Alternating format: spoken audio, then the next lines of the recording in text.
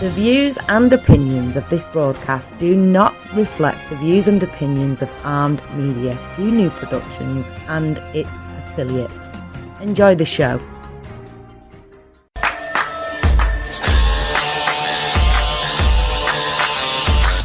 I'm your darkest dream. They call me devil. My heart is empty. They call me devil, and you should be afraid. This show is based on true events. We may use audio, transcripts, and other media to show the true graphic nature of predators. For legal purposes, this is our research. We are not legal, mental, or medical professionals and do not claim to be. This show is meant to educate and create change in how we deal with predators and the survivors of their abuse. If you or someone else observes someone being abused, please seek help and report it. Some subjects may be disturbing for some individuals. You've been warned. And welcome to tonight's exciting show, Betrayal, on Armed Radio from 10 to 11 Eastern Standard Time on Armed Radio. Tonight's show is a very historic show. In fact, tonight is Good Friday. And yes, we are going to be talking about the significance of Good Friday. Now, you're probably asking yourself, how in the world is Good Friday in relations to true crime mystery show? Well, a crime was committed thousands of years ago. There was a murder, and it is a true story. So it has everything to do with what we discuss and here on Betrayal. Now, we are going to be discussing going beyond the Bible, discussing of what the significance of Good Friday is, the methods of crucifixion, why people were crucified, and what led up to the murder of Jesus and other people by crucifixion by the Romans. And why did no one stop it? So let's get started with tonight's show. Let's first discuss crucifixion. What is it? Is it just a guy on a cross? And was it how we picture the cross? Or was it an X? Well, there's many theories on that. So, what is crucifixion? So they did it. It's actually been proven that he was not crucified on a cross how we see it with our jewelry, with it looks like a T. More like he was crucified in an X. The reason why is that the human body, if it's being held by nails only, it weighs too much. And so as high up as they say he was on the crucifixion, he was not being held up by anything, just simply by nails through his hands and also through his ankles. Yes, they drove an iron stake or an iron nail through both of his ankles, one nail through both ankle bones. And so crucifixion was designed to be torture for the person. It was considered the most brutal, shameful modes of death. Now, if you got to think about it, Rome, Italy, which is actually the Middle East, where he was crucified, which is in Jerusalem area. It's in the Middle East. It's hot. It's hot. It's dry. It is the desert. So you've got the sun beating on you from sunup to sundown. Then you've got, in the desert, the temperatures drop at night. So you've got cold as well as extreme heat and extreme cold. Now that on the body itself is incredibly brutal. Now imagine being in the desert with just ladies with a bikini on and guys with just Speedo on, and just no protection, nothing, no water, nothing, and just being out in the sun all day from sunup to sundown, and then being outside all night and without any food, without any water. How long would you survive? Well, these people agonized. Not only were they had iron stakes or iron nails driven through their hands and their feet. So basically you're bleeding. You've got an iron stake in your hand. So basically you're getting blood poisoning. So you're bleeding, you are starving, you're thirsty, you're in the heat, you have no protection whatsoever. It was incredibly brutal. And they knew it. It was one of the most feared deaths of the time. Probably even nowadays too. So, the person being crucified was paraded through the streets for their shame. They were forced to carry the method of their punishment on their back to what is called the Mountain of Bones, or and I'm not very good at pronouncing this word, the Golgothwin, the Mountain of Bones. And so, I mean, if you were back in the day and even now, I mean, going to the Mountain of Bones, I mean, you knew you were toast. And you're going to be toasty. So you were humiliated in the streets. People pelted you with rotten fruits and vegetables. They spit on you. They went up to you and they slapped you. I mean, it was a means to say, you are a bad person. You know, they smacked you. They spit on you. They threw rotten fruits and vegetables. And not only that, but most people who were crucified were whipped with cat o' nine tails, which those have barbs on the leather whips. It's like 5 separate whips on a handle, and each whip has barbs on it and also balls. And so they were whipping these people. And if you've ever seen The Passion of the Christ by Mel Gibson, I mean, you can see the flesh being ripped off the actor's Jim Caviezel's back as he was playing Jesus. That was not fake. That actually did occur. He does have scars on his back from that whipping of the movie there, which very powerful movie in itself, very graphic, very violent movie.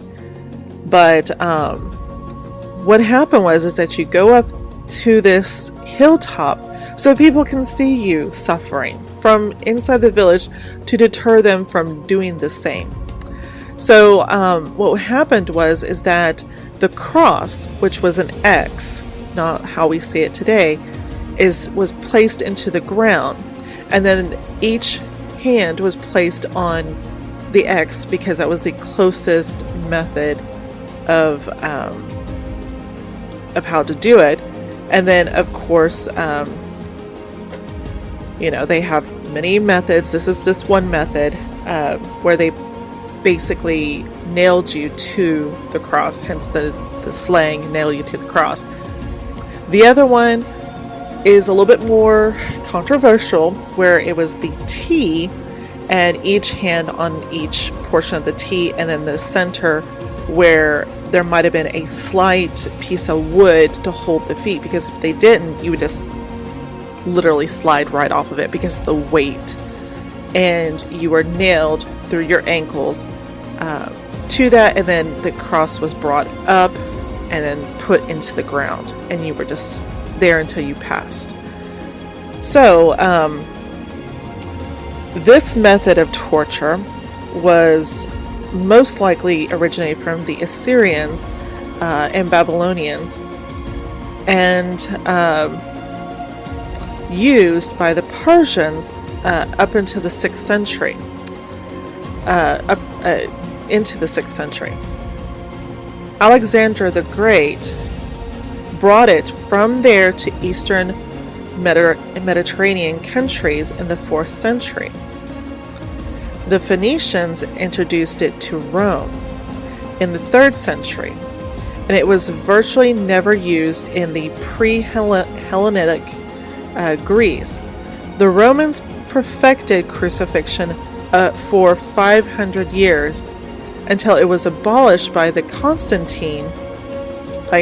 Constantine in the 4th century after death, AD. Crucifixion in Roman times was applied mostly to slaves, disgraced soldiers, Christians, and foreigners, only very rarely to Roman citizens. Death usually occurred after 6 hours and 4 days, was due to a multitude of reasons why you would die within 6 hours, 4 days. Between 6 hours or a maximum of 4 days. Not 6 hours or 4 days. Basically, the main reason for passing away by this method is hemorrhaging, bleeding to death, dehydration, and shock to your system, and of course pain. But the most important factor was the progressive asphyxiation caused by the impairment of the respiratory movement. Basically, because of how you are placed on this cross, it compresses your lungs to where you cannot take a full breath. Now, you're in so much pain that breathing is incredibly labored in itself, which usually causes a cardiac arrest, and you died of a heart attack because of the shock to the system, and also the restriction of your lungs, your respiratory system.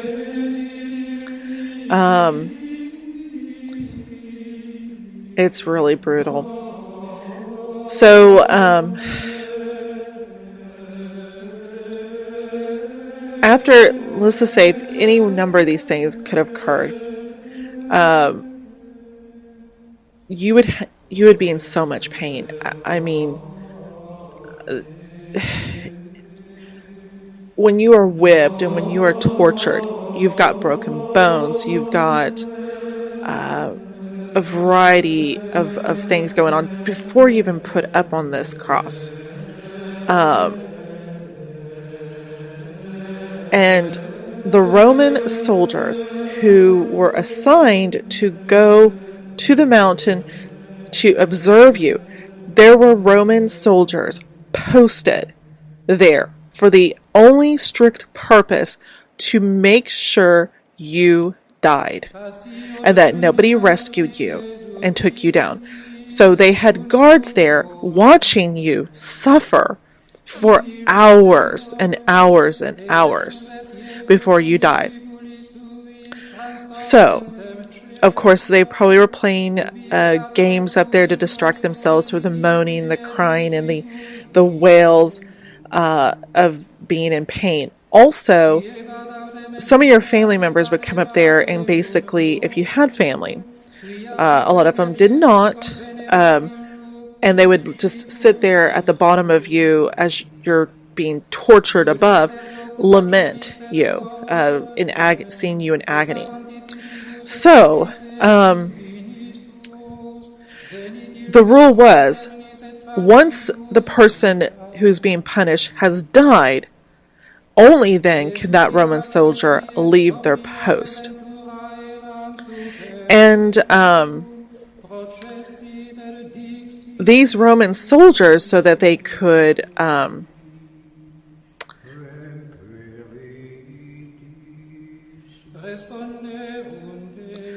speed this process along, they were known to break your bones in a way to where they knew you were going to die very quickly. So they wouldn't have to be out there in the heat and the sun for hours. And so by deliberately fracturing the tibia and the fibula and spear stab wounds into the heart and sharp blows to the front of the chest, or a smoking fire built at the foot of the cross to asphyxiate the victims, they would do that. So they would create like a fire, and then the smoke plumes would, kill you because you're already, compromised. Your lungs are already compromised, and then further on, you can't breathe. And if you have asthma like I do, it's very scary when you can't breathe and this is happening. But this did happen, and so these victims or these criminals or whomever was on this cross, which to me, it's a horrendous way to die, even if you technically deserved it. But basically, that is how crucifixion worked. So Jesus was a bit of a rebel. He was spouting,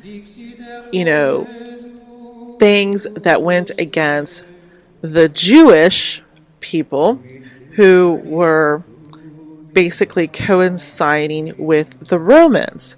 And it goes against Roman theology. So he's spouting something that is new, radical, and he's starting to get followers. And because he's starting to get followers, he's taking followers away from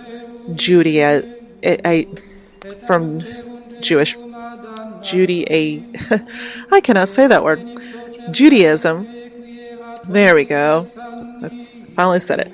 And also from Romans. And that was something that they didn't like. The Jewish people were more outraged than the Romans were. And so the Jewish people basically went up to Pontius Pilate and said, look, we got this dude, he's sitting here, spouting all this stuff, saying he's the King of Kings, and he's all this stuff, and it's taking followers away from us, and he's basically, denouncing what we're doing, sacrificing animals, and, taking money or anything like that. He's against it. We don't like it. You need to do something about it. And so the Roman Pontius Pilate, he was just like, I don't know this guy. He's not really affecting us, as to say, but to keep the peace, I'll basically listen to your case. So Judas, in the Garden of Gethsemane, he was with Jesus and basically betrayed him with a kiss on the cheek so that he would be identified to the Romans. This is Jesus, because they didn't know who he was. He wasn't a big deal to them. And so he was arrested. He was brought before Pilate. Pilate was just like, hold on 1 minute. I really don't want to get my hands dirty in all this. So he washed his hands and sealed his fate, Jesus' fate. The Jewish people were pacified. Jesus sees his buddies, his 12 disciples, basically deny him. And imagine that, like, your buddies are going like, I don't know this dude. Imagine that. It's, it had been one of those, like, worst days ever. It's like, come on, can a guy get a break? So Pontius Pilate didn't want to get his hands dirty. So he literally washed his hands and said, it's out of my hands at this point. But what happened is that Jesus was whipped big time. Watch the movie The Passion of the Christ. You will get it. Front row seat of pretty much what was happening. So basically, through all this, he gets whipped, he gets sentenced to crucifixion, and they go about doing so. So he is walked through the streets, and he's been beaten so badly that he drops to his knees, and a spectator is pointed out by the Romans. He goes, you pick up that cross and take it up to the hill. And the guy's like, dude, I don't want to do all that work, but he's forced to anyway. So he carries the cross up to the place where Jesus is going to be crucified, hands over the cross, because this cross is not light. It has to hold a human body. And so Jesus is wearing basically like a loincloth and nothing else. In the heat, in the desert, in the sun, during this time. And basically going to his death. Now, Jesus, being the Son of God, is basically, he knows he's supposed to be, paying for our crimes, paid after death, for our sins. And so basically he's dying for our sins at this point. Hence the reason why we celebrate Easter and Good Friday and things like that is because this man is taking on all the sins of the world, wiping them clean, and from the past, the present, and the future, it's all being wiped clean. And so you can no longer earn it, you can no longer lose it. In the past, you had to earn it, and you could lose it. With Jesus' death represents you cannot earn it, you cannot lose it. He has paid the debt for you. And so that is why it's celebrated, is because you are celebrating the fact is this person has basically sacrificed everything for people who he doesn't even know, which is us. So, if you go to the Bible and do some history, John 20:25, where they describe the wounds being in his hands and where his ankles are. So, the National Geographic actually did a show on the crucifixion, and they show that the nailed feet provided enough support for the body and that the hands could have been merely tied. Nailing the feet to the sides of the cross relieves strain on the wrist by placing most of the weight on the lower body. Hence why he slumped down on there. Now, once again, there is two different schools of it. One that was a cross and one that was an X of crucifixion. And of course, we weren't there, so we kind of don't know.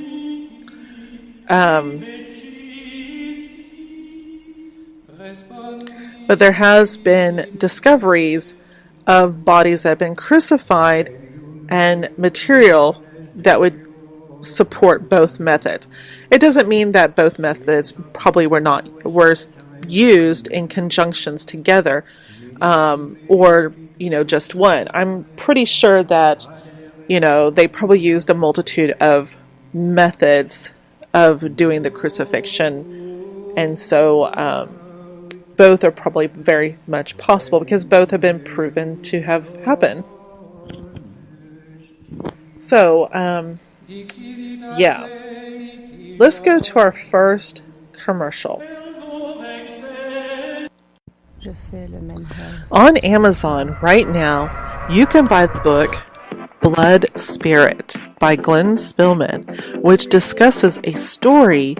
It's a love story, it's a curse, and it is a mystery that you should read.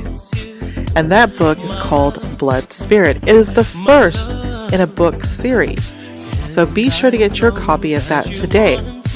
Also on Amazon by myself and Glenn is A Very True Story. This first book describes the conditions of a narcissistic psychotic sociopath and their methods of lying, deceiving the public. And the first book in this series, called Betrayal, is called Pandora's Box. The next book is going to be called Heart-Shaped Box, and we dive into a very personal, true story of abuse, of manipulation, of deceit, and mob, crime, you name it, and it's pretty much in these books. One book gets dirtier than the next, but it's all part of the betrayal. And lastly is that we just unveiled a journal-style notebooks that are also available on Amazon right now. You can take notes, you can brainstorm, and you now can be your own private detective and solving crimes on your very own with these special books designed just for you. And they are available on Amazon right now. Be sure to get your copies today. Okay, so now we are back and we are discussing the significance of Good Friday on Good Friday. And so let's get back to our story. Now I'm going to kind of backtrack just a little bit. I'm going to discuss the historical significance of Good Friday. The celebration of Good Friday, it's a celebration. It's the day that Jesus died. Why are we celebrating that? And so shouldn't that be a dark and mourning type of a day? It's a horrible day. But no, it represents hope. And hope is a very powerful thing. And so in the 4th century, the ancient practice of basically punishment and fasting on the death and anniversary of Christ. So basically, in the past, what they would do is they would inflict self-punishment, like they would whip themselves, and they would fast to commemorate Jesus' death. And the nomenclature of Good Friday is derived from God's Friday. And although the correct reason for the kind of name is not known, but Good Friday is God Friday. So that is something we just learned. Now, we know that Jesus was arrested in the Garden of Gethsemane, and he was betrayed by Judas, who gave him a kiss. Judas was awarded 30 pieces of silver for his betrayal of his friend Jesus.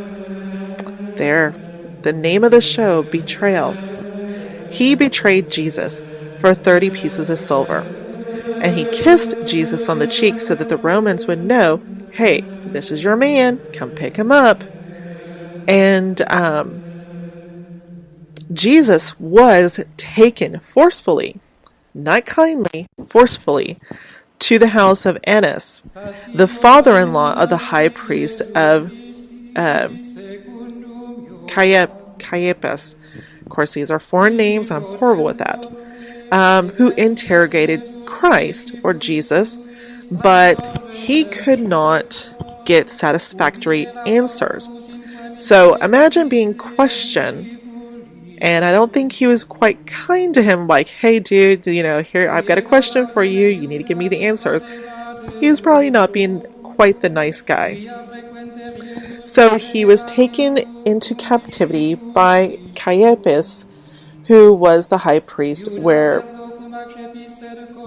oh my goodness gracious, Sanhedrin had gathered. And I'm so sorry to be butchering these names, and if you can say them much better than I can, that is awesome. So, Jesus is the Son of God. That, back then, was such a shocking word that it was shocking. It was the most shocking thing of the time. And so, because they worship multiple gods, they worship the sun, they worship the moon, they worship birth, they worship death. They had multiple gods, polytheistic. And this was saying one God, which is monotheistic. And that was shocking. That went against everything that they ever knew. Now imagine today, if I were to tell you, you no longer can practice Christianity. It no longer exists. You have to worship multiple gods. You would be in shock. You would be in uproar. You would protest. You would be angry. You would be outraged if I said, you are no longer to practice Christianity. You cannot do that. You have to worship multiple gods. Boom. Done. It would just blow your mind that you would have to change everything that you knew, everything that you were raised to believe, everything that was known no longer exists. Your brain would not be able to wrap around it quickly. Well, this is what Jesus represented. He represented such a huge and drastic change that people were having a hard time wrapping their brains around it. And for those who followed and started following him, it posed a threat to their way of life and must be stopped. So Jesus was picking up followers. People were seeing the miracles. They were just, he was picking up followers. He saw the miracles, and he was hearing they were listening to the teachings, and he was known as the Son of God. And it was shocking. And here is a quote. "You have said it, and in time you will see the Son of Man seated at the right hand of the Almighty, coming on the clouds of heaven." That day, the Sanhedrians brought upon the sentence of death, as the high priest condemned Jesus for sacrilegious purposes, or saying that he was sacrilegious. And Peter also did not stand as well-wishers, and also denied Jesus 3 times to onlookers.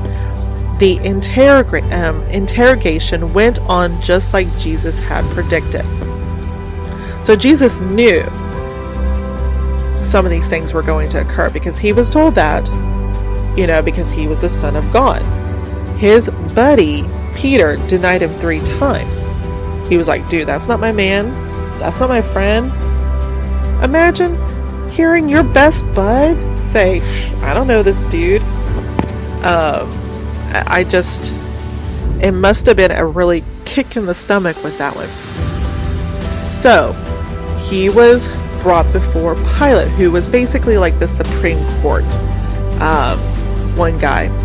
So the next day morning, Jesus was brought before the Roman governor, Pontius Pilate, by the assembly under charges of destabilizing the nation, refusing taxes to Caesar, and claiming himself as a king. Well, that's pretty much a very blasphemous thing to say. So basically, destabilizing means he was getting followers. He was refusing to pay taxes. Remember, he threw over the table of people collecting taxes, and he was very much a advocate for the poor and the sick and things of that nature. Now, calling himself a king over Caesar, who was king at the time, was almost like saying you are above the President of the United States or you're above the Queen of England. It's just not done. And so he was there saying, I am the king. I am the Son of God. I am the King of Kings. Well, I mean, you were either labeled as a lunatic or, if you had hardly any followers, you'd probably be labeled as a lunatic and put in asylum. He had followers who believed him. And so that made him dangerous. Pilate directed the Jewish leaders to review according to their own laws. So basically, he was putting it back onto the Jewish people. However, the final word was the death sentence. Jewish leaders were not ready to let out the death sentence as the Romans restricted that right on Jews. So basically, Romans restricted the Jewish people. They were only allowed to do certain things within their own, culture, because they controlled everything. And so the Jewish people were they had to follow the rules, and they were not allowed to pass the sentence of death. Only the Pontius Pilate could, because he's the governor. So Pilate then questioned Jesus and informed the assembly that the death sentence was not justified. Well, the Jewish people were just upset about that. They're like, you cannot do that. And so he further learned that Jesus was from Galilee, and that led him to take over the case to the ruler of Galilee, King Herod. So basically, Pontius Pilate is just pushing it off onto the next person, like, I don't want to touch this. I'm just going to refer it over to this, district here. And so crucify him. Herod also questioned Jesus, but did not get any answer, and then sent him back to Pilate. Pilate confirmed to the assembly that neither he nor Herod have found Jesus guilty. He proposed of just whipping Jesus and releasing him. See, teach him a lesson. Whip the crap out of the dude. Teach him a lesson. He'll shut up and go about his business.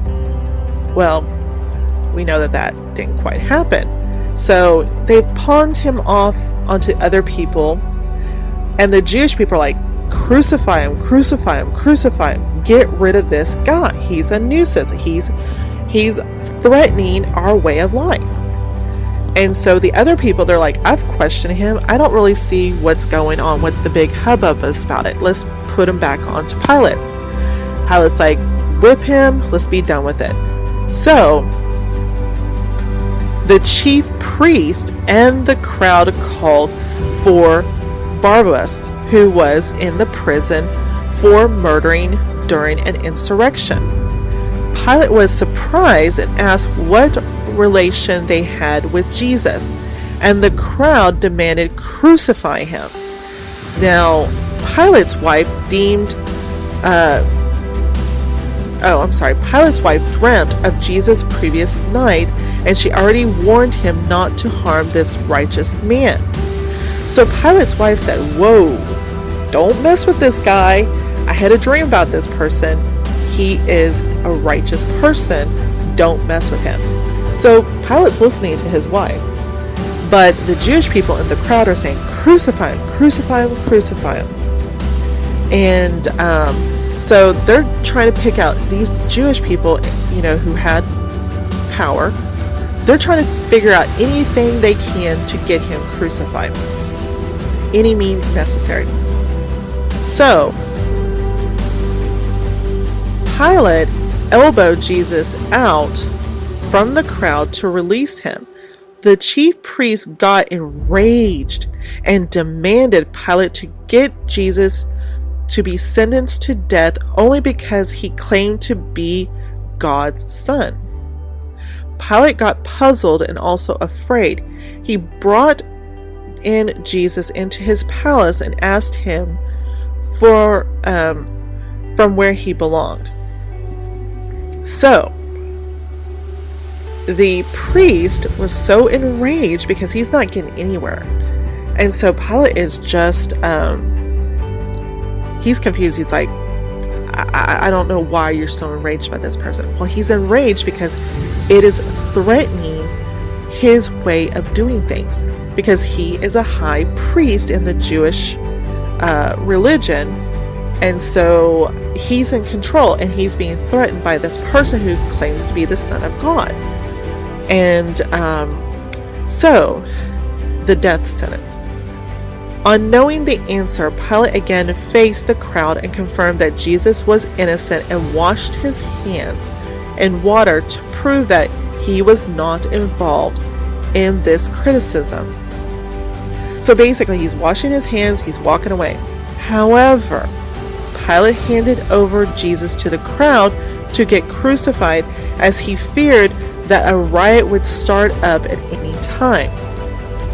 Jesus has his cross with him and to the site of execution, and was accompanied by Simon of Cyrene, and the sentence mentioned Jesus of Nazareth, King of the Jews, which was, at the point of crucifixion, Jesus from Nazareth, King of the Jews, which is kind of an insult, because the Jewish people were saying he is not one of us, he is a rebel, he is a blasphemer, he goes against everything we represent.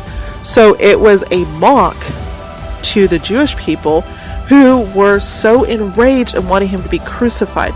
So basically it's a big middle finger to the Jewish people. Jesus of Nazareth, King of the Jews.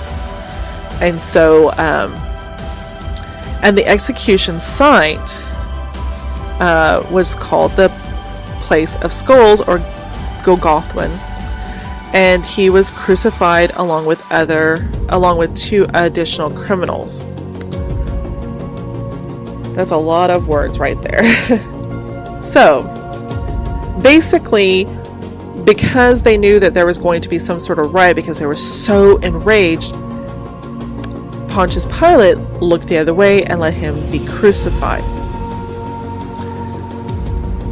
So Jesus is on the cross, and he suffers on the cross for a very long 6 hours, and during his last 3 hours on the cross, he had seen darkness fall over the entire land. His last words were, my God, why have you forsaken me?" Then Jesus gave up his spirit with a loud cry, followed by a natural disaster like earthquake. Curtains in the temple tore off.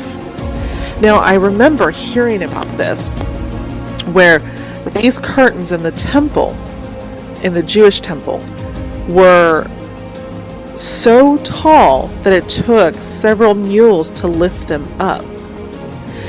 And so these were not easily just torn down. And what it was said was that it was torn from the top and the bottom. And this is not a natural occurrence. There was an earthquake. So it was almost as if the universe was saying this was not right. And so the curtains in the temple tore off, and the tomb broke open. So this is in the holiest of holiest places. The centurions who were on guard, that's who they were, the Roman soldiers, at the site of the crucifixion, said in himself, Truly, this was God's son. Joseph Arimathea, who was a member of the Sanhedrin and revered Jesus, requested Pilate for his body. Nicodemus, another follower of Jesus, helped wrap the body of Jesus. Pilate wanted to confirm if Jesus was dead, and a soldier pierced the side of Jesus, showing that blood was oozing out, and thus Jesus was dead. So, it wasn't enough that he was tortured, that he was whipped, that he was betrayed by his friend. His body was pierced just to make sure he was dead. And he also said upon the cross, "You will," to the guy next to him who was a criminal, saying, "You will die with me in heaven." And also, "Forgive him, Lord, they know not what they do." And so a lot of things were occurring. I mean, if you're being tortured in that manner, a lot of things will occur, and you will say a lot of things. So, Good Friday started from a real tragic event.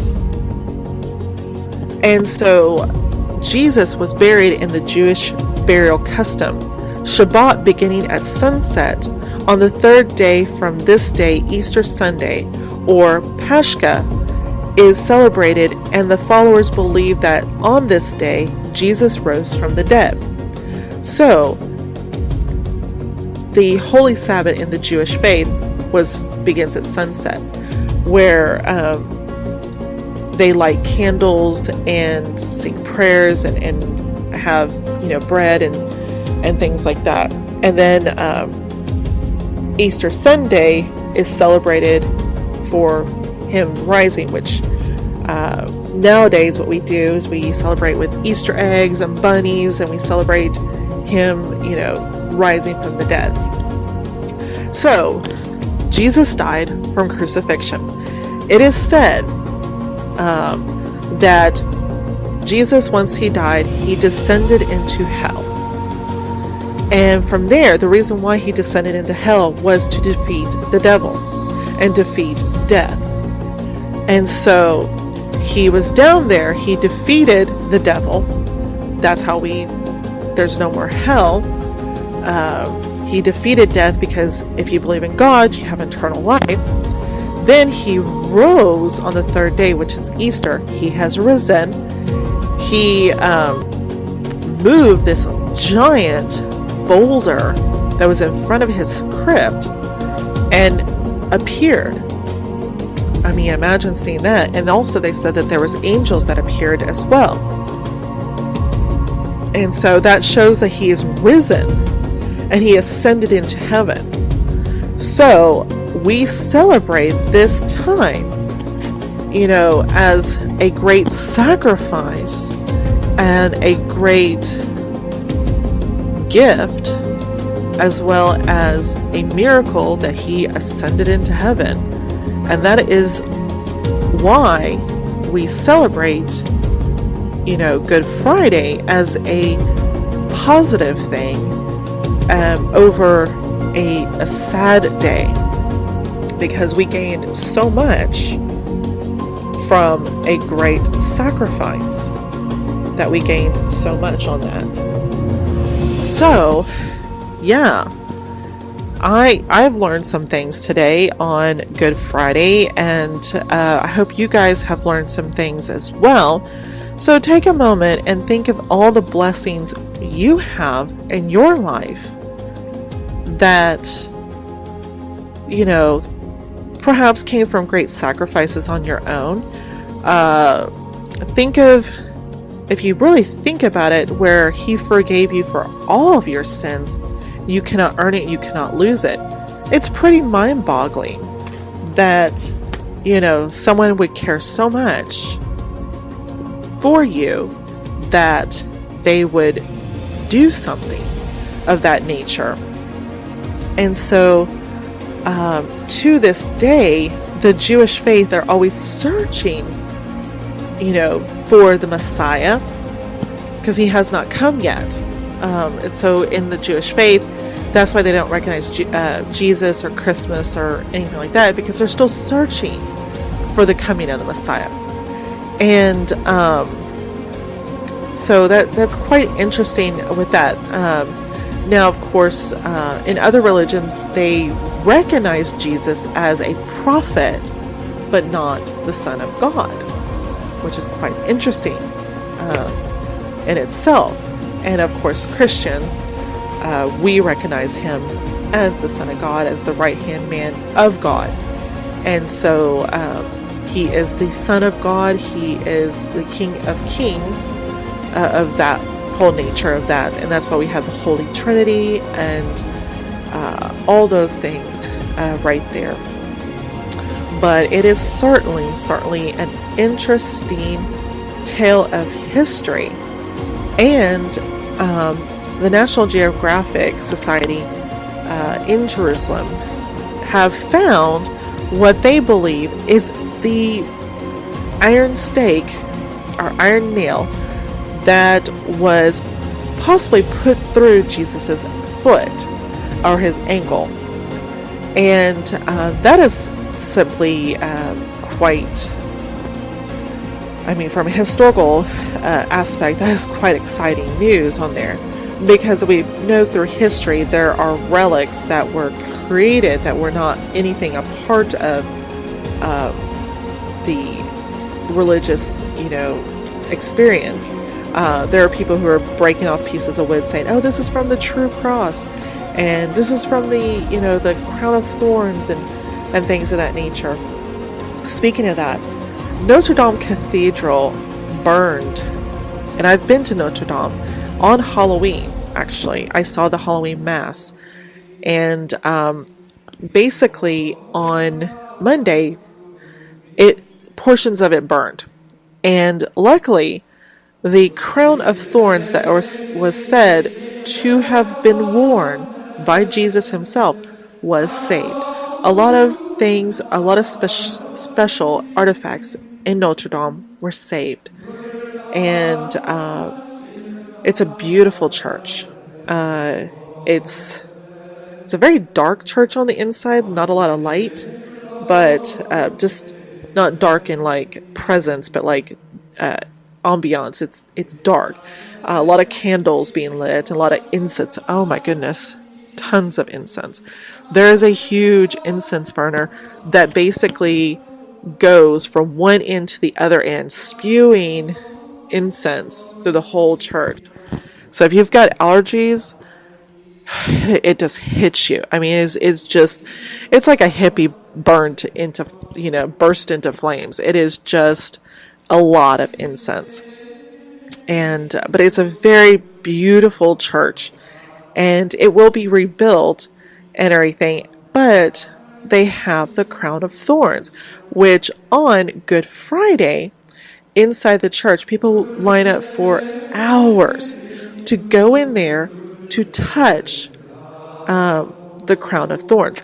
Now, it looks like it's in some sort of protective glass case, like a circular case, where, there's like a little bit of, where you're not actually physically touching the thorns, because it's like it's wrapped in a protective case, but you can be incredibly close to it. It's just the thin piece of glass that's between you and the actually touching the thorns.